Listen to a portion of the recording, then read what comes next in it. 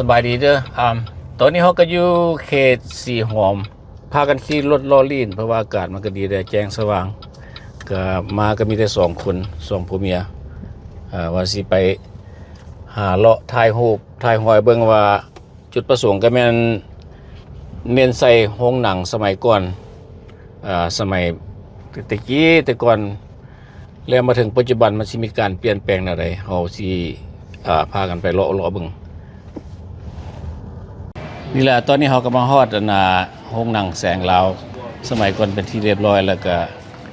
ลักษณะมันก็สภาพมันก็ยังเป็น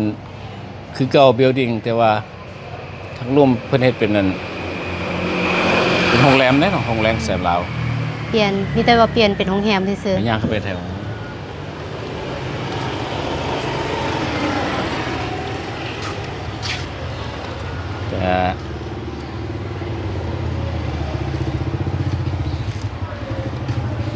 แต่ว่าโรงแรมในที่นี่ก็จะแต่ก่อนเป็นโรงแรมแต่ว่าเดี๋ยวนี้ก็จะปิดแล้วได้นี่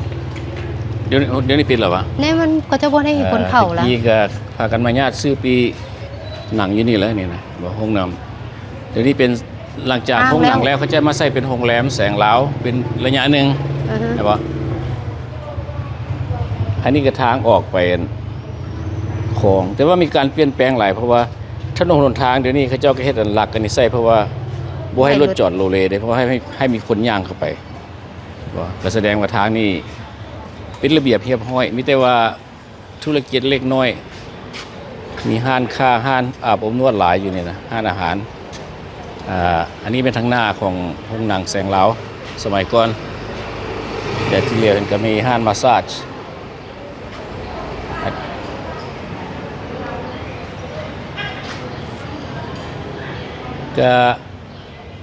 ก็ยังแบบนี้แหละโรงหนังแสงลาวสมัยก่อนสภาพโครงหางมันคือเก่าต่างแต่ว่ามันบ่ได้เฮ็ดเป็นวิสิเนสอย่างแล้วนะโครงหางคือเก่าหมดคือเก่าบ่คือเก่าหมดต่างแต่ว่าระยะหนึ่งก็จะให้เป็นโรงแรมแม่นบ่แต่ว่าปัจจุบันนี้ก็คือบ่ได้เฮ็ดวิสิเนสอย่างเลยเขตที่เขาถาม 2-3 คนครับว่าโรงหนังแสงลาวอยู่ไสสมัยก่อนโอ้จักบ่ฮู้ก็แสดงว่าคนมันโดนสมควรเขาจะบ่รู้จักมีแต่คนรุ่นใหม่มาอยู่นี่เรียกว่าเกิดใหม่ใหญ่หลุนบางคนก็ย้ายถิ่นฐานมาใหม่อายุขนาด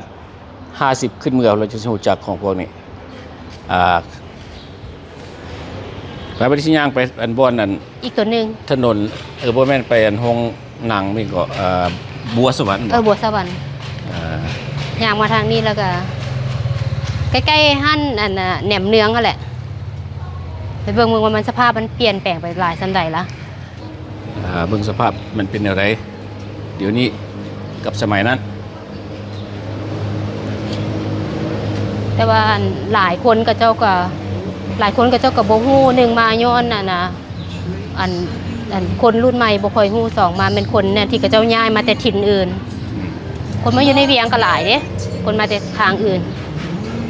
วันนี้ไปทางนี้ตัวไปทางนี้เห็นว่าเขาจะอ้อมหมดล่ะล้อมหมดเลยนี่เนาะเขาจะบ่ให้รถเข้ามาจัดเป็นระบบระเบียบดีถือว่าระบบระเบียบดี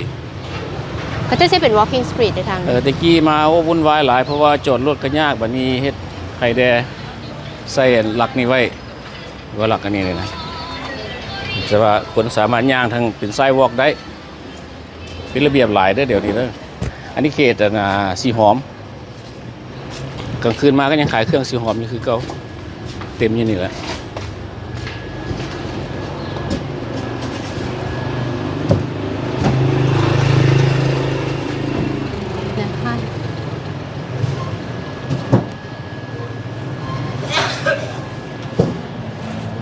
อันนี้ก็เขตห้านแหนมเนืองเนาะทั้ง2ฝากข้างเลยแหนมเนืองนี่เขาเจ้าเสียตัวนั้นก็เป็นห้านแหนมเนืองคือกันตัวนั้นทั้ง2ฝากข้างเลยเนาะหลังจากดีมากตัว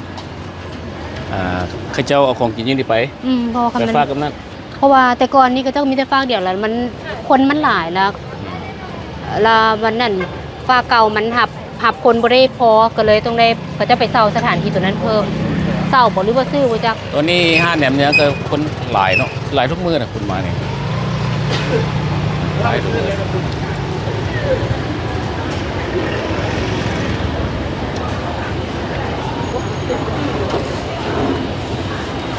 นี่เห็นบ่หน้าห้าแหนมเนืองตอนสวยคนเต็มเนี่ยนะ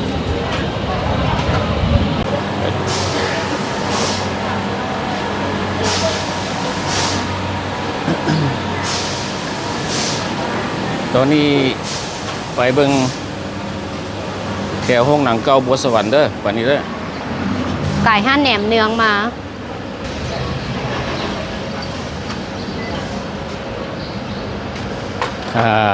ตะกี้เลยแม่นบัวสวรรค์ทั้งนี้มากลายมาเป็นธนาคารแบบนี้นะทุบใหม่แปลงใหม่ เป็นธนาคาร ก็แสดง ธนา ว่า คารไซงอน ธนาคารนี่ก็ ธนาคารไซงอนเทืองติ่น อันนี้แหละคือห้องหนังบัวสวรรค์สมัยก่อนอยู่วนนี่แหละก็วันนี้ก็เป็นธนาคารแล้วกลายเป็นธนาคารสกอมแบงก์ธนาคารไซงอนเทืองติ่นสันจำกัดเป็นธนาคารนี่แหละเขาหาห้องหอยมันก็ยากแล้วสภาพมันก็เปลี่ยนไปทุกอย่าง อยู่ใกล้ๆกับบ้านห้าแหนมเนือง ก็อยู่ข้างๆใกล้ๆกับห้าแหนมเนือง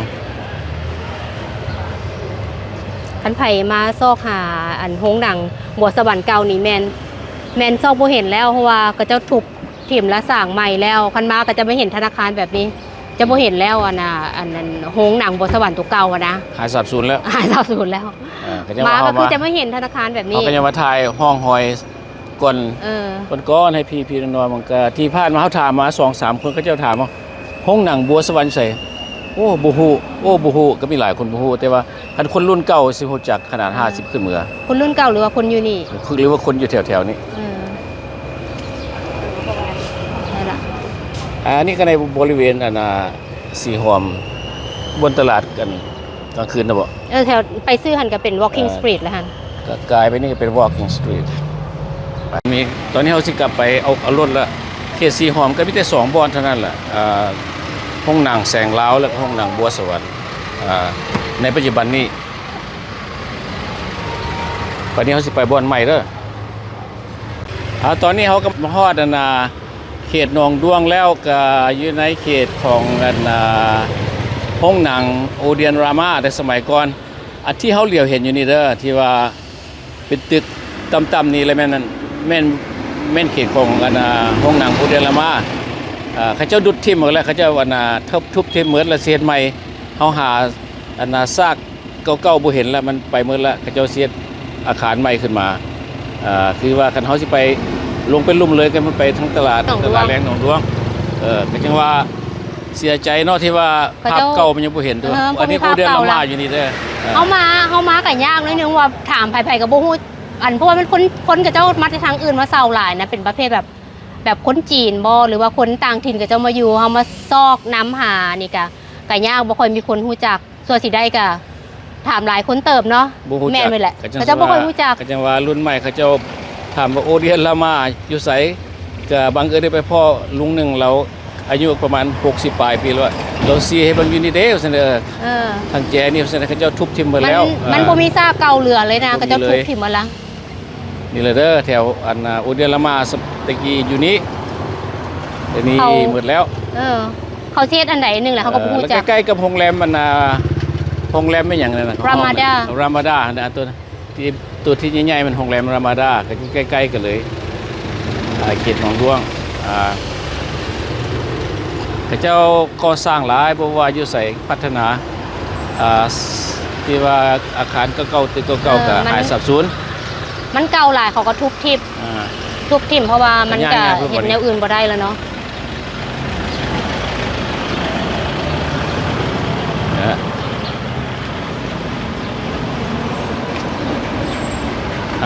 การจอดรถจอดลางที่บ้านเขาก็เป็นแบบนี้แหละมันมุ้ยป้องจอดก็ได้จอดเคิบขึ้นเมื่อครึ่งนึงลงทางเข้าไปทางไหนเลยบอกไปเบิ่งว่าสภาพมันเป็นอะไรแล้วทางเจ้าก็จะย่างเข้าไปทางไหนเบิ่งว่าเขาเจ้าเห็นอย่างกระแทกแถวนี้ถามกับมาก่อนไอ้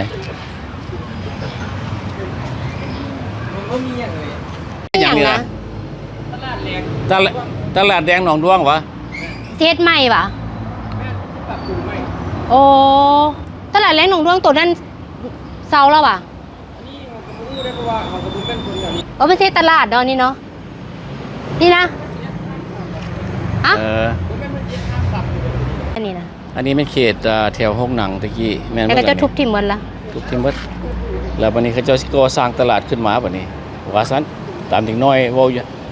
พวกเด็กน้อยก่อสร้างเขาเว้าเองตอนนี้เขาก็อยู่เขตสิไคเด้ออยู่ทางหน้าห้องหนังแสงทวีเก่าที่เลี้ยวเห็นอยู่ว่าเป็นตัว L ก็เป็นห้องหนังเก่าแสงทวีตะกี้อยู่สิไคเขา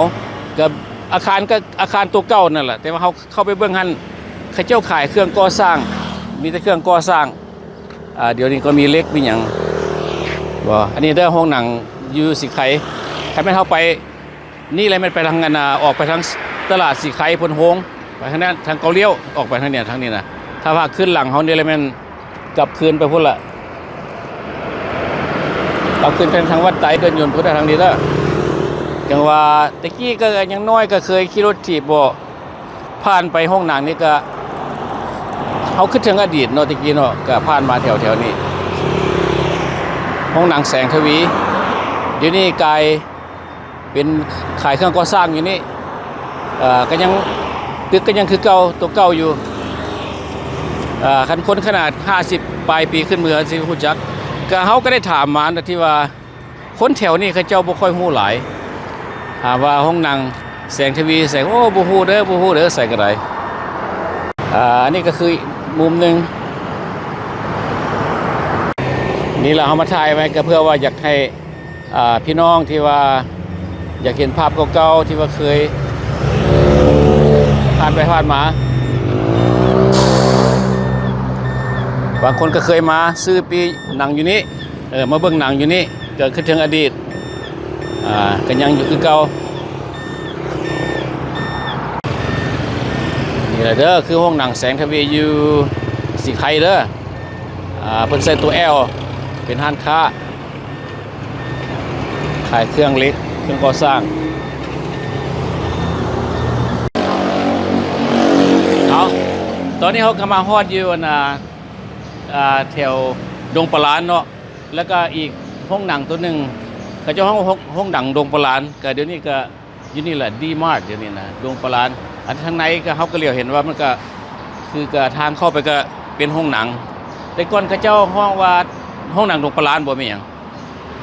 ห้องหนังดงปลาล้านแน่ใจ นะครับบ่แน่ใจแต่ว่าอันนี้เป็นห้องหนังเก่าตะกี้น่ะเขตดงปลาล้านแล้วบัดนี้ทั้งหลังนี่บ่นี่มันมินิบิ๊กซีตัวเนี้ยตลาดนะทั้งหลังมินิบิ๊กซีข้างหน้ากลายเป็นตลาดดีมาร์ทไปแล้วดีมาร์ทก็คือซุปเปอร์มาร์เก็ตนั่นแหละอันนี้คือคันมาแต่ทางนั้นเนาะทางนั้นมันมาแต่ทางบ้านฝ่ายทางสี่แยกไฟแดงแถววัดธาตุพลแถวบ้านฝ่ายพุ่นแหละคันมาแต่ทางนั้นน่ะคันมาแต่ทางนั้นเราดีมาร์ทหรือว่าห้องหนังเก่าห้องหนังเก่าดงปลาล้านจะอยู่เบื้องขวามือเป็นห้านดีมาร์ทแบบนี้หันไปทางนั้นก็สิไปทางพุ่นแหละทางวงเวียนบ่วงเวียนดงปลาล้านแถวกับเจ้าขายเขาจีแซ่บๆเหมือนทางนั้นนะก็จังว่าเขตนี้มันก็เปลี่ยนแปลงไปหลายแล้วก็มีแต่ห้านตึกห้านค้าก็จังว่าเขาอยากมารีวิวห้องหนังเก่าๆให้พี่น้องๆเบิ่งสมัยก่อนผู้ที่ว่าเคยมาซื้อปีหนังอยู่นี่บ่ญาติกันซื้อปีหนังอยู่นี่ก็มีสมัยก่อนเนาะอันคือห้องหนังตัวนี้กับเจ้าบ่ได้ทุบถิ่มหมดเนาะกับเจ้าแบบเขาจะวางใดยังเป็นสภาพเป็นสภาพเดิมอยู่สภาพเดิมอยู่มีแต่ว่าต่อเติมแล้วก็ซ่อมแปลงเล็กๆน้อยๆซื่อๆแต่ว่าอันโครงหางอย่างต่างๆมันก็ยังเป็นแบบเก่าอยู่มีแต่ว่าก็จะซ่อมแปลงเล็กๆน้อยๆซื่อๆวันนี้พาเข้าไปเบิ่งหน่อยนึงเนาะคือว่าย่างเข้ามาเบิ่งโครงสร้างมันอย่างก็ยังอยู่ในระดับเก่าอยู่อันนี้ก็ยังเป็นคือเก่าอยู่ก็จะแปลงคือว่านี่ก็ยังเป็นแบบเดิมอยู่แบบเดิมพื้นก็ยังเป็นแบบเดิมอยู่เขาเจ้าก็ปรับปรุงเล็กๆน้อยๆห้องหนังเก่าด้วยนี่เด้ออันนี้โครงสร้างอย่างคือเก่าเหมือนห้องหนังดงปลาล้านเห็นปะโครงสร้างตัวนี้ก็คือเก่ายังคือเก่าเข้ามาเป็นตลาดแล้วบัดนี้นะเบิ่งสภาพทางใดก็ขึ้นว่ายังคือเก่านี่แต่รีมาโดน้อยเดียวก็จะรีมาโด ค้งหางอย่างคือเก่าหมด วันนี้เฮาสิไปบ่อนใหม่เนาะไปเลาะเบิ่งว่ายังมีห้องหนังได้อีกต่อไป อือฮึ ก็แม่นพุ่นละแถวท่าหลวงบ่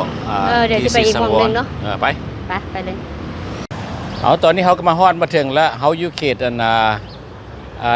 ศรีสังวรเด้อนี่แหละก็ยืนอยู่ต้นหน้าห้องหนังศรีสังวรนี่แหละตะกี้บ่ฮู้ว่าเขาเจ้าฮ้องว่าชื่อมันแม่นแนวใดแต่ตัวนี้เป็นห้องหนังเลยเด้อตัวนี้เด้อเดี๋ยวนี้กลายเป็นห้านนั้นอาหารแล้วเขาเจ้าใช้ชื่อว่า ห้านเบียร์ห้านอย่างห้านบัน คาด เทิง เนี่ยนะ CAT M Moon ใช่ปะแคทมูนใช่ปะห้านอาหารแคทมูนว่าเส้น ไม่นะมันเป็นห้านบันเทิง เป็นห้านบันเทิงเขาเจ้าคันเฮาสินี่แล้วมันกลับไปพูดแล้วทางกลับไป ทางนาไซทาง ทางนาไซบ่ขึ้นไปนี่น่ะ ไปผู้แหละไปซื้อหันก็ไปซอดอันน่ะอหย่างก็แถวสี่แยกแถวบ้านฝ่ายผู้แหละ เข้าไปพุ่นให้เป็น อ่าฮะ บ้านฝายแล้ววันนี้คันเฮาขันไปทางนี้ มาทางนี้เลยไม่เป็น เลี้ยว ซ้ายนี่ เลี้ยว ไปทาง ซ้า นั้ ย น เลี้ยวซ้ายเลยจะไป ท่าหลวง เจอ เหรอ อันเดินท่าหลวง เดินทางหลวงเนาะคันไป อ่าฮะ ทางซ้ายเนาะก็โครงสร้างมันก็ยังคือเก่าแล้วก็เขาเจ้าก็มีแต่เพิ่มเติมตามฐานแม่ตู้นั่นอยู่ทางหลังนี่เพิ่นขายเครื่องอยู่นี่ขายเฟอร์ขายหยังอยู่นี่ก็ห้านนี่ห้านเพิ่นบอกว่าอันยังคือเก่าแต่ว่าเพิ่นเพิ่มเติมแปลงดัดแปลงเล็กน้อย โค้งทางเก่าโค้งอันนั้นเก่ามีแต่ว่าเพิ่มเติมต่อเติมขึ้น ก็น่าอัศจรรย์เนาะตัวนี้ก็ยังเหลืออยู่ยังอันคงที่อยู่ ไผ่ได้กายไปกายมาก็ลองมาเบิ่งเด้อ อ่า เพราะไผ่เคยเห็นนะเนาะเคย ใคร มา อยาก เบิ่ง เห็นห้องหนังเก่าอยู่อันศรีสังวรและมินิเดอร์อันแคมมูนตัวนี้แหละเป็นห้องหนังเก่าอยู่นี่นะ บางคนก็สิมีความทรงจำกับปันโรงหนังตัวนี้เนาะบางคนนี่ก็เจ้าเคยมาเข้าตัวเคยมาเบิ่งหนังอยู่นี่ก็ลองมาเบิ่งว่ามันสภาพมันยังเป็นแบบใดล่ะได้มายามเมืองลาวก็ลองมาเบิ่ง เพื่อนอาจจะบ่ทุบดอกเพราะว่าสภาพมันก็ยังดีอยู่ตามเบิ่งนี่ก็เลยวันนี้ก็เฮาก็สิได้กลับคืนแล้วเพราะว่าเฮาก็ไปเลาะเบิ่งถ่ายภาพให้พี่ๆน้องๆเบิ่งก็เริ่มต้นมาก็ได้พูดละห้องหนังแสงลาวแสงลาวก็ถือว่าเดี๋ยวนี้ไกลบ่เฮ็ดหยังแล้วก็ก่อนหน้านี้เขาเจ้าเฮ็ดเป็นโรงแรมแล้วก็ถือว่าเซาแล้วบ่ฮู้ว่าต่อไปสิเฮ็ดหยังแต่สภาพก็ยังคือเก่าหลังเดียวหลังเดิมหั่นล่ะแล้วก็หลังจากนั้นเขาก็ได้เลาะมาทางกันบึงห้องหนังกัน บัวสวรรค์บัวสวรรค์ก็กลายเป็นธนาคารแล้วธนาคารเวียดบ่เวียนบ่ แม่นละก็จะทุบทิ่มเลย ก็จะทุบทิ่มเป็นธนาคารเวียดอยู่แถวเซ็นเตอร์พอยต์หรือว่าบ่อนนั้นเขาเจ้าขายอาหารกลางคืนนั้นแถวนั้นก็ถือว่าเปลี่ยนแปลงจนบ่เห็นห้องหอยเนาะหลังจากนั้นเขาก็ได้มาหนองด้วงเขตหนองด้วงก็เลยซอกหาห้องหนังอุเดนละมาก็เลยเห็นเป็นเปาวางดินเปาวางก็เห็นกำลังพวกน้องนุ่งเขาเจ้ากำลังสิเฮ็ดก่อสร้างว่าถามเขาว่าเขาสิเฮ็ดเป็นบนตลาดแรงว่าซั่นแห่งหนึงอยู่เขตนั้นก็แต่ว่าห้องหนังนั้นก็บ่มีแล้วแต่เขาก็ไปถ่ายภาพได้ถึงมองเปี้ยแล้วบัดนี้หลังจากเข้าไปหนองด้วงมาเรียบร้อยแล้วก็ไปสีไข่บัดนี้ไปสีไข่ก็ถือว่าไปยังคือเก่าอยู่สภาพการสภาพห้องหนังแสงทีวีก็ยังอยู่มองเก่าอยู่แต่ว่าเขาเจ้าขายเครื่องก่อสร้างเรียบร้อยแล้วจากเครื่องเล็กเครื่องอย่างละขายอยู่ท่านแหละแต่ก็ยังคือเก่าหลังเก่าฮั่นแล้วก็เอาได้กลับขึ้นมาดงปลานห้องหนังดงปลานก็โครงสร้างก็ยังคือเก่าแต่ว่ากลายเป็นตลาดดีมาร์ทไปแล้วเป็นซูเปอร์มาร์เก็ตก็ถ่ายภาพให้พี่น้องๆเบิ่งแต่บางท่านก็สิจำได้บางท่านก็สิจำบ่ได้แล้วสุดท้ายก็เฮามาเขตศรีสังวรบัดนี้นะศรีสังวรก็โรงหนังก็ยังโครงสร้างก็ยังคือเก่าก็เลยเป็นตลาดอีกวนเป็นตลาดเป็นโรงกินดื่มเขาเจ้า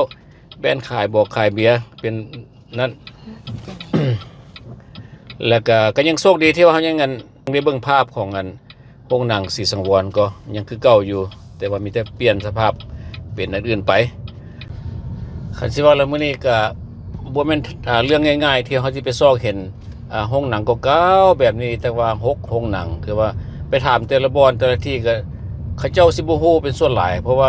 คนเกิดใหม่ใหญ่รุ่นนี้แม่นบ่ฮู้จักน้อยเลยล่ะก็ถามว่า